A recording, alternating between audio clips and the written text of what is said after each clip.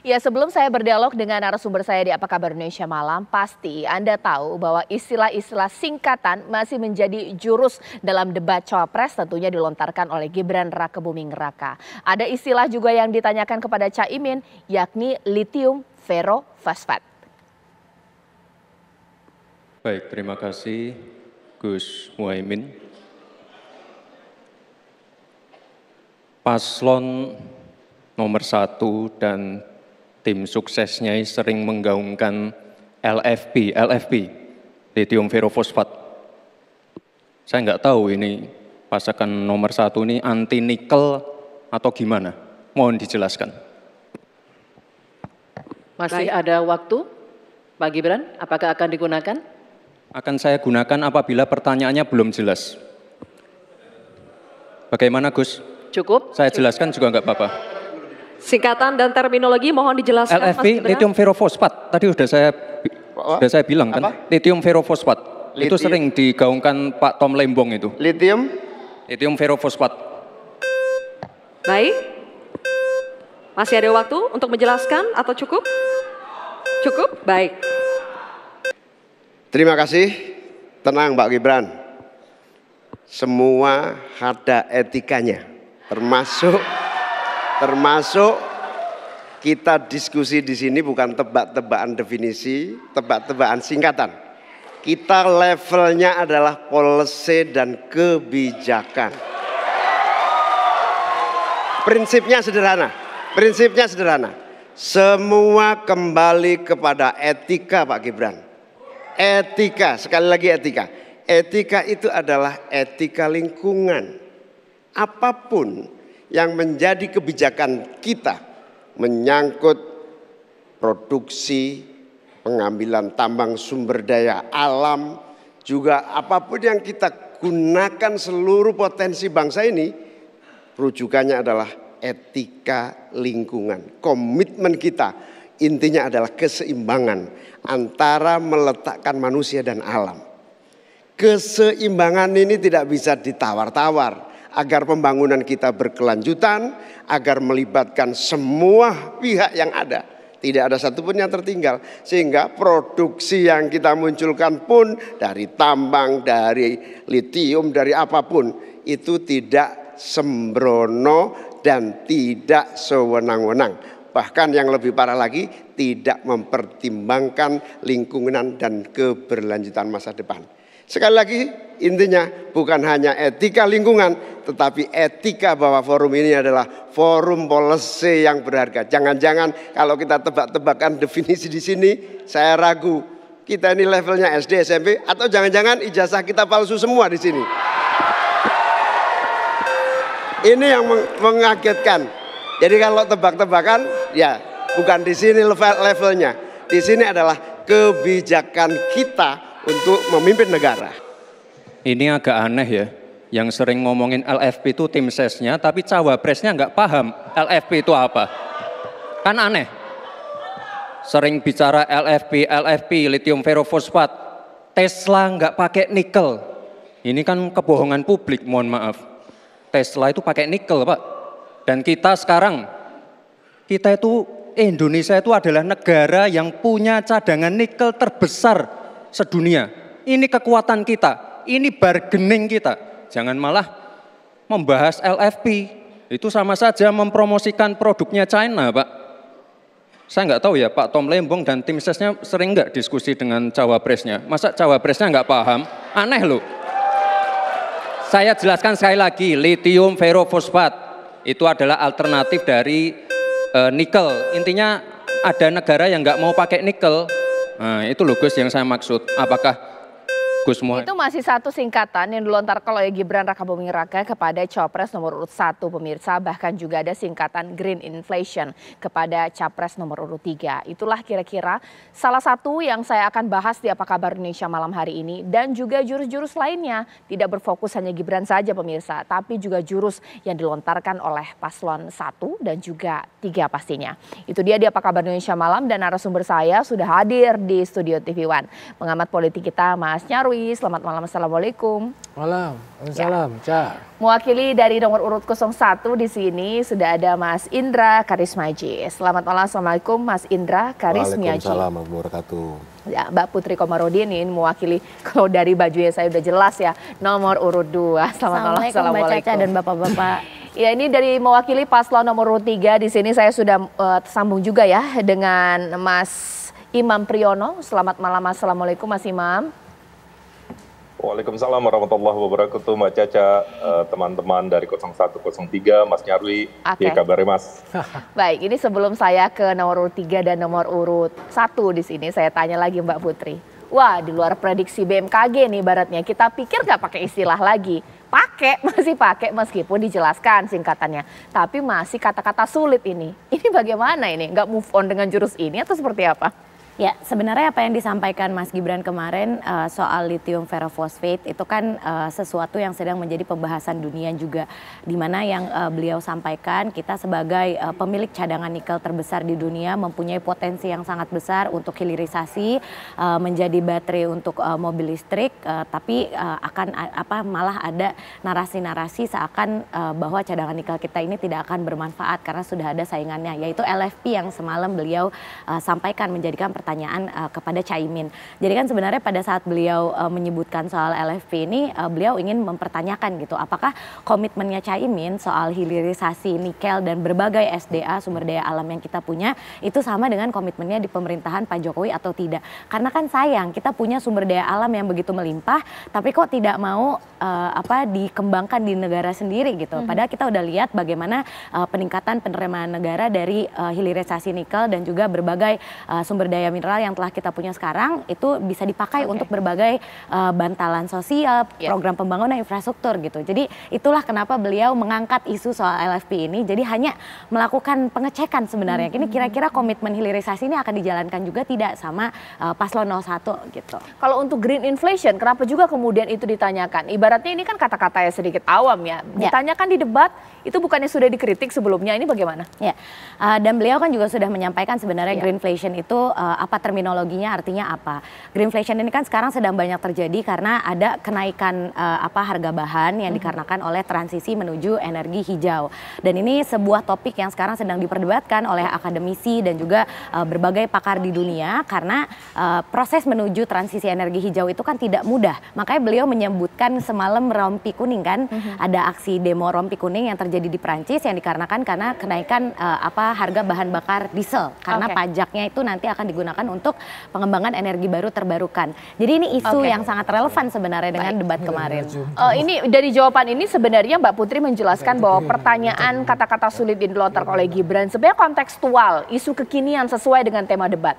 Mas Indra seperti apa? Kontekstual, jadi mungkin kalau paslon 1 nggak bisa jawab, mungkin kurang dalam risetnya itu seperti apa? Gini, sepertinya Pak Gibran ini nggak paham yang dimaksud dengan debat itu seperti apa. Yang dia paham mungkin konsepnya cerdas cermat nih, kayak zaman saya SD dulu. Jadi mungkin beliau mewakili milenial jompo. Ya kan? Jadi yang taunya cerdas cermat. Gitu. Padahal debat itu bicara tentang pro dan kontra. Jadi misalnya kita berdebat, kalau paslon 02 katakanlah mau IKN, 01 tidak mau IKN, kita mau bangun 40 kota, itu perdebatannya di sana. Jadi bukan nanya ini artinya apa, jelasin, enggak. Ya kan? Kita bicara 02 mau food estate, kita menolak food estate, kita maunya kontrak farming. Itu perdebatan ide namanya.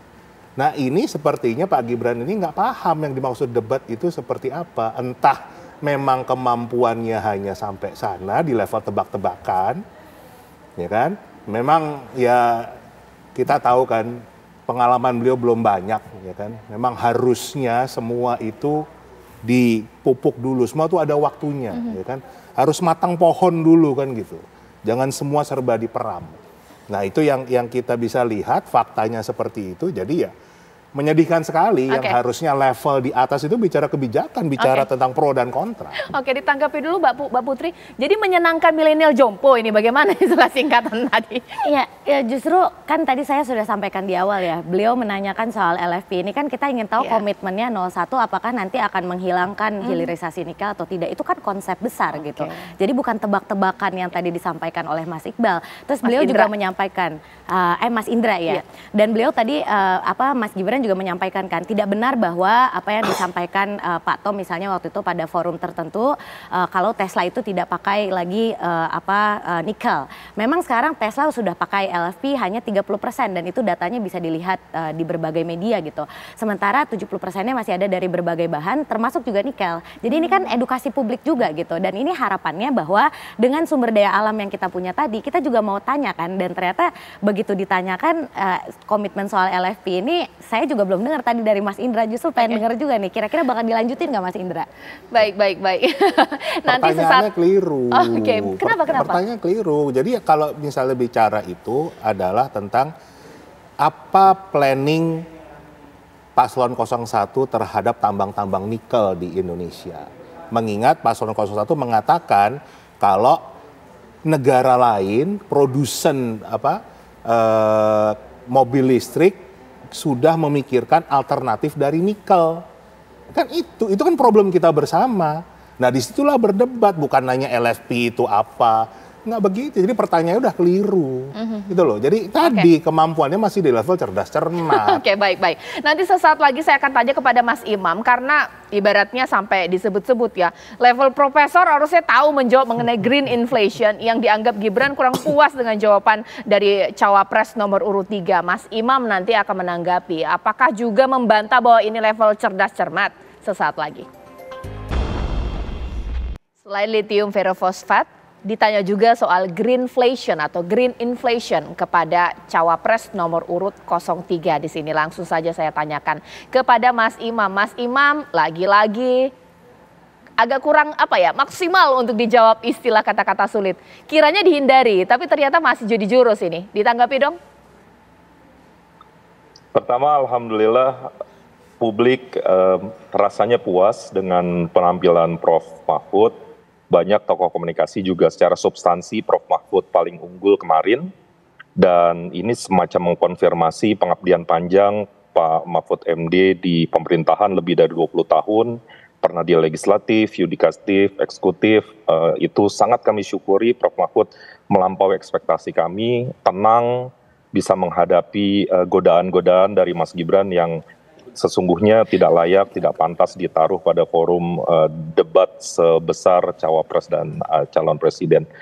Dan kalau soal istilah-istilah itu, meskipun dianggap Mas Gibran tidak menjawab sampai mengeluarkan semacam gestur yang terasa tidak menghormati lawan debat, apalagi yang dilawan itu kan seorang profesor, orang yang lebih tua gitu ya, tetapi gestur Mas Gibran dirasa oleh banyak orang merendahkan gitu ya.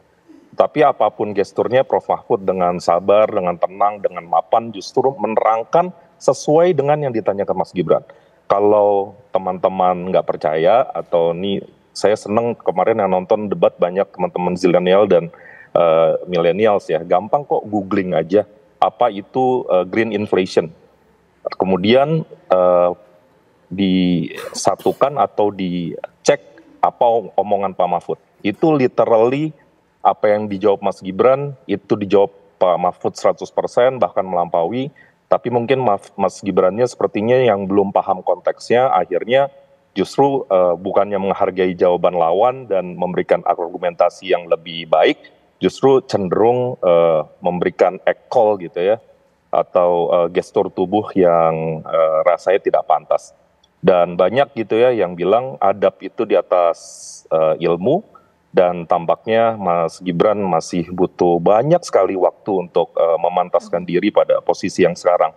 Jadi kami prihatin sekali orang dengan sebuah privilege yang luar biasa begitu ya, menjadi wali kota baru 2 tahun, kemudian pada proses pemilihannya hampir bertanding dengan kota kosong, kemudian sekarang dapat privilege dari MK, kemudian sekarang diberikan kesempatan untuk ide-idenya didengar oleh masyarakat, tapi yang diberikan malah kualitasnya baru segitu gitu. Padahal saya yakin anak bangsa di Indonesia banyak sekali yang kapasitasnya melampaui itu rasanya.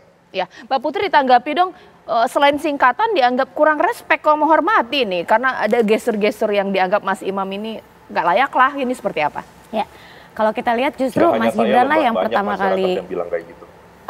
Ya, masyarakat dikatakan juga beranggapan seperti itu. Bagaimana Mbak Putri? Kalau kita lihat semalam habis selesai debat kan Mas Gibran langsung menyalami satu-satu, beliau cium tangan bahkan kan, dan itu menunjukkan bahwa apapun yang terjadi di forum debat buat beliau itu sudah selesai dan tidak dipersonalisasi gitu kan. Jadi itu ada baiknya juga kita-kita yang menonton, kita ini pemirsa, juga fokus pada isi konten dari debat itu semalam, yaitu terkait dengan isu-isu yang sangat penting untuk keberlanjutan Indonesia. Dan semalam kalau kita lihat Mas Gibran ini kan juga menunjukkan perhatian yang bahkan tidak pernah kita lihat sebelumnya, nawarin donat ke istrinya Mas Anies misalnya gitu. Terus udah gitu ada anggota KPU yang tidak sengaja terjatuh, beliau sampai lari buat memegangi tangannya gitu. Ini kan hal-hal yang sebenarnya juga perlu kita apresiasi, adab di atas segalanya, ya itu menurut saya salah satu hal yang juga bisa dilihat gitu dari Mas Gibran semalam. Ya. Mas Nyarwi komentarin dong, sebenarnya istilah singkatan masih digunakan, tapi dijabarkan singkatannya, jadi tidak kemudian asal singkatan saja. Ini masih tetap dipilih menjadi jurus, berarti jitu dong dari paslon 2 seperti apa? Ya, saya lihat kalau khusus paslon 2 ini timnya juga cukup serius ya merancang strategi ya. Karena debat itu kan panjang ya, 6 segmen, dan untuk menarik perhatian audiens dengan tema yang kompleks dan sebanyak itu, saya kira itu persoalan yang tidak mudah. Ya, apalagi misalnya di tiap segmen jenisnya beda-beda, termasuk 3 segmen terakhir ada interaksi itu. Sorry. Nah, ini yang saya lihat cawapres nomor 2 dan juga timnya untuk yang debat semalam menurut saya relatif berhasil. Kenapa? Bahkan termasuk paling berhasil dalam konteks begini. Kalau kita bicara, kita nggak ngomong substansi ya, nggak ngomong konteks besarnya, tetapi saya ngomong dari aspek performa komunikasinya. Debat yang bagus itu kan debat yang buper ya, membuat perhatian sama baper, membawa perasaan. Kenapa? Karena kira-kira begini, topik yang berat itu kan tidak semua orang mau memperhatikan atau peduli. Jadi apalagi isu tema pilpres ya, dari pembangunan berkelanjutan, energi, agraria, masyarakat adat dan seterusnya yang kompleks banyak itu. Nah itu kan harus disampaikan dengan cara yang bisa menarik perhatian. Nah memang banyak kelemahan tentu saja saya lihat. Kenapa? Karena menjelaskan hal yang makro, normatif, policy itu sampai ke mencari istilah yang tepat, gimmick, bahkan sampai cara membuat pertanyaan yang baik misalnya, itu akan menjadi perdebatan orang itu sendiri. Tetapi paling tidak menggunakan cara-cara dan strategi mencari perhatian itu penting. Termasuk juga sesama, karena ini berdebat kan satu sama lain kan, dengan lawan debat juga tentunya. Nah, ada 2 lawan debat juga pasti akan tadi mencari perhatian gitu, dan bahkan bisa memancing perasaan kan gitu. Nah tadi pertanyaannya apakah karena debat itu pasti bias penilaiannya, apakah misalnya ini merasa termancing apa tidak, merasa rugi apa tidak, merasa ini yang lebih unggul apa tidak. Nah saya tidak ngomong pada aspek substansinya, tetapi saya lihat ada kecenderungan seperti itu. Jadi kalau kita lihat tentu saja ada ekspektasi yang berbeda tiap pemilih ya. Dari misalnya generasi Z, ya generasi milenial, generasi di atas, itu juga punya standar yang beda-beda. Ya kalau misalnya etika misalnya, mungkin bisa jadi contoh tadi, mungkin Gibran gitu dari sisi argumen dianggap oke lah, make sense gitu ya. Contoh begitu. Walaupun ada yang mengkritik itu tidak make sense beberapa hal misalnya. Tetapi dari sisi cara menyampaikan dianggap kurang sopan. Nah itu juga. Tapi ada juga generasi yang lain atau mungkin pemilih dari budaya lain menganggap itu nggak masalah kok, biasa aja. Kita dalam debat itu juga biasa gitu. Nah kalau sama persis ya, misalnya kalau di masyarakat barat misalnya, orang di forum debat akademik itu profesor sama nggak profesor biasa saja. Tapi di Indonesia itu juga berbeda kan gitu. Nah ini contoh budaya gitu. Nah ini yang kemudian memunculkan kontroversi-kontroversi, termasuk tadi pasca debat menghasilkan debat. Nah ini juga sama-sama berhasil nih tiga-tiganya kalau ini. Paling enggak akan dibicarakan banyak orang kan. Baik, selain memang istilah kata-kata yang tidak awam ya didengar di pendengaran kita pemirsa yang dilontarkan oleh paslon nomor 2, tapi ternyata debat semalam ini juga ada jurus serangan balik juga dari paslon 1 dan juga paslon 3 pemirsa soal bahwa tidak perlu dijawab, ini ngawur, bahkan juga ini diskusi bukan main tebak-tebakan. Nanti ditanggapi usai jeda berikut sesaat lagi. Kalau kita nggak baper pemirsa menyaksikan debat semalam, memang menghibur sih debat itu ya pemirsa ya. Langsung saja saya tanyakan kepada Mas Imam. Mas Imam, tampaknya ini ada jurusan serangan balasan juga ya dari 03 ya atas pertanyaan singkatan tadi. Bahkan kemudian di copy ini gimmick untuk mencari-cari jawaban ini. Ini memang bagian dari strategi atau bagaimana? Kali ya, Pak Gibran, saya menghormati Anda sebagai calon wakil presiden. Gitu ya. Tetapi karena Mas Gibran bisanya bermain dengan cara yang demikian, ya mau nggak mau Prof. Mahfud berusaha senatural mungkin untuk menyampaikan jawaban sesuai dengan kerecehan yang disampaikan Mas Gibran kepada Prof. Mahfud begitu. Karena Prof. Mahfud berusaha menjawab, tetapi Mas Gibran menganggap tidak ada jawabannya. Justru mengaitkan dengan hal-hal lain, ya dianggap Prof. Mahfud ya memang ini bukan buat berdebat, ini hanya buat gimmick saja. Sehingga tampaknya Mas Gibran menikmati banyak gimmick semalam, membuat banyak act out, banyak ya hal-hal yang seperti tadi disampaikan ya ngambil donat dan seterusnya ya. Dan tampaknya itu mungkin yang paling dipersiapkan, jadi ya silahkan saja. Kami sih bersyukur dengan apa yang terjadi semalam, Prof. Mahfud bisa menjelaskan banyak hal. Di satu sisi saya sih bersyukurnya begini, satu poin lagi ya. Di public speaking itu konten seringkali punya punya dampak minor terhadap pemirsanya. Tetapi gesture, bahasa tubuh itu yang akan tertinggal. Jadi saya justru prihatin ya, saya khawatir justru ini akan menggerus kepercayaan publik kepada Mas Gibran. Oke, sekarang saya ke Mas Indra. Alih-alih menjawab pertanyaan soal tadi lithium ferrofosfat diberikan serangan balik juga. Ini level SD, SMP atau bagaimana? Bukan tebak-tebakan. Ini bagian dari strategi mengantisipasi singkatan? Jangan-jangan ijazah kita palsu semua gitu kan? Ya itulah gayanya Caimin yang kembali menjadi tukang selepet. Jadi cara beliau menjawab. Jadi kemarin di debat yang kedua nggak keluar nih gaya-gaya jenakanya Caimin yang nyelepet-nyelepet, syukur alhamdulillah tadi malam keluar gitu. Jadi itu memang cara beliau dikatakan enak ya punya catatan, jawab yang penting bukan catatan dari MK. Itu cara beliau, jadi dengan cara yang jenaka tapi nyelepet kan gitu. Yang saya takut itu sebetulnya ini hari apa ya? Senin. Besok Selasa, besok ada acara nangis-nangis di medsos nggak? Ini yang saya takut. Karena waktu yang debat ketiga tiba-tiba dua hari setelah debat ada gerakan nangis bersama. Kalau kalah kan, ini kalau kita lihat dari drone emprit, kan sentimen negatif paling besar itu adalah 02. Yang sentimen positif paling besar adalah 01. Jadi secara itu kita bisa lihat memang kemenangan ada di 01. Kita karena kembali lagi Caimin menjadi orang yang tukang nyelepet dan ini menarik ya. Kami itu pendukung 01. Kalau memang paslon kami performanya buruk, itu nggak berusaha kami tutup-tutupi. Wah, kami mengatakan wah ini hoax itu kejam ini enggak. Justru malah kami bully sendiri. Kemarin itu Caimin itu sampai kita wanti-wanti. Ayo Caimin harus belajar ya. Kalau nanti performanya jelek, mau kita culik, kita bawa ke Rengas Dengklok, baru nanti keluar pas coblosan tanggal 14. Jadi biar Mas Anies aja yang ngomong. Jadi sampai begitu tuh. Nah, sekarang saya ke Mbak Putri. Tampaknya kalau debat yang kemarin, yang pertama cawapres itu tidak ada serangan balasan ya. Ini tapi ternyata mereka punya strategi, malah diserang balik ini Gibran seperti apa? Ya, namanya strategi debat itu kan masing-masing paslon pasti punya ya. Bahkan kalau kita mau fair-fairan, Caimin kan juga kemarin nanyain soal bioregional. Yang saya yakin dari sekian banyak pemirsa yang nonton semalam, berapa persen sih yang tahu bioregional itu apa? Tapi kan Mas Gibran di situ dengan siap menjawab. Loh, itu kan sah-sah saja strategi yang dilakukan oleh Caimin. Betul. Jadi kalau mau dibilang cerdas cermat juga semalam juga ada esensi cerdas cermatnya gitu dari strateginya Caimin.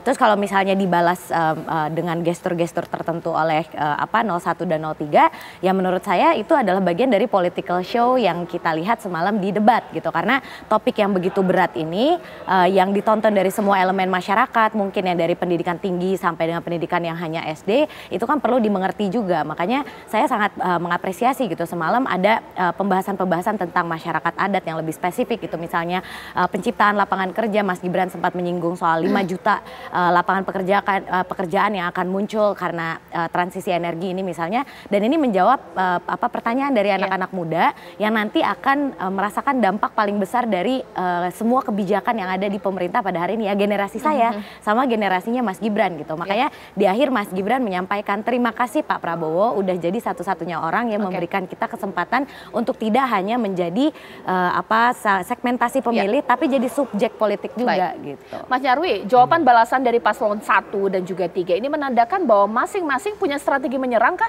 di debat cawapres semalam? Ya begini Caca, dalam debat itu kan selalu formulanya itu ya, masing-masing peserta debat itu kan memungkinkan untuk melakukan 3 hal. Yang pertama attacking, menyerang ya, dengan berbagai cara, dengan data, dengan argumen, ya bahkan dengan termasuk meragukan karakter atau personality, itu masih memungkinkan ya, walaupun itu ada beberapa menganggap itu tidak etis misalnya begitu. Nah yang kedua itu claiming. Jadi makanya beberapa kan kalau kita lihat contoh Pak Mahfud itu kan menceritakan ketika saya, nah itu kan claiming, ya pengalaman. Ya, kemarin kita lihat debat capres gitu, Pak Anies juga sering kan mengatakan ketika memimpin seperti itu tuh claiming, ya apa prestasinya dan seterusnya. Nah yang ketiga ini defending. Nah seringkali yang tidak siap ini yang defending ini. Kenapa? Karena kalau attacking itu kan orang punya banyak cara dan prediksi ya. Wah kira-kira kalau saya munculkan istilah ini atau data ini, sana juga nggak lengkap pemahamannya, kira-kira gitu. Tapi defendingnya ini yang agak susah. Makanya seringkali kan menariknya pada hal yang abstrak. Contoh misalnya tadi di awal kita putar ya. Ketika misalnya Capres 02 menanyakan lithium ferrofosfat gitu, ditanya ke Caimin. Caimin saya kira itu bagian defending, kemudian menarik pada policy yang abstrak kan gitu, soal etika kan gitu dan seterusnya. Pak Mahfud saya kira juga punya strategi yang juga untuk defending. Nah hanya saja karena ini debat politik, ini bukan debat akademik ya. Kalau debat akademik enak kita rujukannya pada teori jurnal data analisis. Ini kan debat politik. Debat politik adalah membangun logika yang bisa meyakinkan pemilih, bukan hanya antar peserta debat. Debat politik juga untuk apa? Menarik perhatian dan mencari impresi. Makanya tadi kalau kita lihat misalnya bisa jadi kalau orang melihat misalnya performa dari Cawapres 02 itu dianggap menarik. Tapi belum tentu juga di mata orang yang melihat pada aspek misalnya soal sopan santun itu bisa menjadi poin positif. Itu contoh, makanya itu bisa jadi kalau kita lihat data tadi kan diceritakan data medsos ya, ada yang positif, ada yang negatif. Itu bisa kita lihat tuh, yang positif komentari apa, yang negatif masuk apa kan gitu. Nah di situ yang saya kira debat itu menjadi perdebatan yang terbuka terus gitu loh. Itu kira-kira aja. Oke, iya. Sesaat lagi pemirsa, kita tahu bahwa ini merupakan debat terakhir untuk cawapres. Sekiranya ini bagaimana performa dari mereka ini sudah bisa berhasil tidak memukau hati masyarakat untuk membuat mereka terpilih menjadi cawapres, menjadi wakil presiden pemirsa. Atau jangan-jangan gara-gara performa cawapres, masyarakat jadi malah tidak mau milih lagi. Sesaat lagi ya di Apa Kabar Indonesia Malam. Sekarang saya mau ke masing-masing nih, mungkin ke Mas Indra terlebih dahulu dari Paslon 01 ya. Kira-kira bagaimana performa Caimin ini kan debat terakhir ya untuk cawapres ya. Sudah maksimum tidak? Karena tidak ada yang bisa dirubah lagi dari debat yang semalam, harus bisa menyumbang suara dari performa Caimin. Seperti apa? Hasilnya sih luar biasa ya. Pertama adalah hubungan antara para pendukung dengan cawapres. Itu nggak ada jarak. Jadi tadi saya ceritakan, ada pendukung kami itu bicara ke Pak Anies di live TikTok, Abah ingetin Caimin suruh belajar, kalau perlu HP-nya diumpetin. Jadi hubungan kami itu seperti itu, dan juga ada yang anak-anak K-pop tuh bilang, Pokoknya kalau Caimin bagus debatnya, nanti dibikinin videotron juga kayak Pak Anies. Nah begitu hasilnya bagus, itu yang pertama di-tweet sama Gus Imin adalah mana videotronnya. Jadi kita semua, wah baru kali ini ada cawapres yang justru minta ke pendukungnya, bukan pendukung yang nagih janji. Itu yang pertama ya. Jadi hubungan itu kita memang betul-betul egaliter. Kita membuat tidak ada jarak ya, bukan atasan bawahan. Yang kedua dari substansi luar biasa sekali yang bahkan yang sangat berbeda dari capres lain. Beliau mengutip dari Al-Qur'an. Beliau bahkan mengutip dari ensiklik Laudato Si yang dari Paus Fransiskus itu untuk bagaimana membangun ekosistem lingkungan yang baik, ya kan? Beliau mengutip dari Kiai Hasyim Asy'ari pendiri NU. Jadi semua dihubungkan antara teknokratik dengan, jadi Pancasila banget kan, dengan agama dan semua dirangkul. Itu luar biasa hasilnya dan kami sangat yakin. Oke, Mbak Putri seperti apa? Ya. Kalau saya rasa semalam Mas Gibran sudah menjawab seluruh pertanyaan yang selalu dilontarkan, misalnya terkait dengan komitmen keberlanjutan dan bagaimana kita bisa menyeimbangkan antara pertumbuhan ekonomi yang ditargetkan oleh Pak Prabowo dan Mas Gibran 6-7% dengan bagaimana kita bisa menata lingkungan hidup kita gitu. Dan beliau kan juga seringkali menyampaikan bahwa negara sebesar kita dengan sumber daya yang begitu melimpah itu perlu dikelola dengan lebih baik lagi supaya kita tidak lagi bergantung pada negara-negara lain untuk impor pangan misalnya atau impor hal-hal lain yang bahkan sekarang jarum dan peniti aja kita masih impor gitu. Jadi kan ini sesuatu yang bisa menambah harapan bagi anak-anak muda kalau kita punya kesempatan yang sangat besar di negara sendiri kalau memang misalnya infrastruktur dan juga tata kelola dan juga peraturannya itu telah disiapkan dengan baik. Dan tadi malam Mas Gibran dengan sangat baik menyampaikan hal itu. Jadi kalau kita lihat di beberapa survei sebelum debat, indikator politik misalnya menyampaikan bahwa surveinya Pak Prabowo dan Mas Gibran ini sudah hampir 50%, 48%. Jadi di periode kedua Januari ini kita justru bisa lihat gitu bagaimana ide-ide besar yang semalam disampaikan itu dampaknya mungkin akan lebih positif lagi terhadap sentimen publik kepada Pak Prabowo dan Mas Gibran. Oke, terakhir di sini Mas Imam seperti apa ini? Pertama, saya dan teman-teman TPN bersyukur rasanya Prof. Mahfud berhasil satu langkah, dua langkah lebih maju dari diskusi yang sifatnya normatif. Prof. Mahfud satu-satunya cawapres yang berani misalnya bicara soal oknum penegak hukum, oknum aparatur negara, oknum pejabat daerah yang membuat begitu besar potensi energi, begitu besar potensi pangan kita, tetapi kalau masih ada mafia, masih ada sindikasi, ya ujung-ujungnya kita impor lagi, masyarakat dirugikan, petani kesulitan, nelayan apalagi. Di semua sektor itu ada masalah hukum dan Prof. Mahfud berani berkomitmen untuk menuntaskan soal ini. Dan ini jauh dari kata-kata normatif dan rasanya bangsa kita tidak boleh punya opportunity loss. Ini waktu yang tepat untuk memberikan amanah kepada orang sekaliber Prof. Mahfud yang pernah menjabat di Trias Politika tetapi integritasnya masih layak dipuji hingga kini. Jadi itu yang kami syukuri, semoga ini bisa menggerakkan hati para pemilih yang nantinya akan menetapkan pilihan di 14 Februari 2024. Oke, terima kasih Mas Imam. Mas Nyarwi, semuanya kan di sini positif semua ya dengan performa masing-masing cawapres. Tapi apakah debat semalam benar-benar membuat masyarakat tambah yakin atau jadi tambah bingung nih? Yang jelas jawabannya bukan itu, Cak. Tambah baper ya. Oh, paling enggak, ya betul. Siapa cawapresnya? Iya, cawapresnya biasa karena jadi politisi ya. Tapi masyarakat saya kira kalau kita lihat dari segi medsos itu paling enggak ya perhatiannya makin tambah ya. Komentar baik bela yang ini itu muncul. Tapi itu ada positifnya juga. Asal enggak kemudian saling bully gitu. Tapi justru membuat dia penasaran, pengen tahu, engagement naik, interaksi muncul. Dan yang paling penting partisipasinya kan gitu nantinya untuk pemilu kan gitu ke TPS. Nah satu lagi Cak, sebenarnya debat ini juga saya kira menjadi eskalasinya ini kan makin naik ya. Ini yang keempat.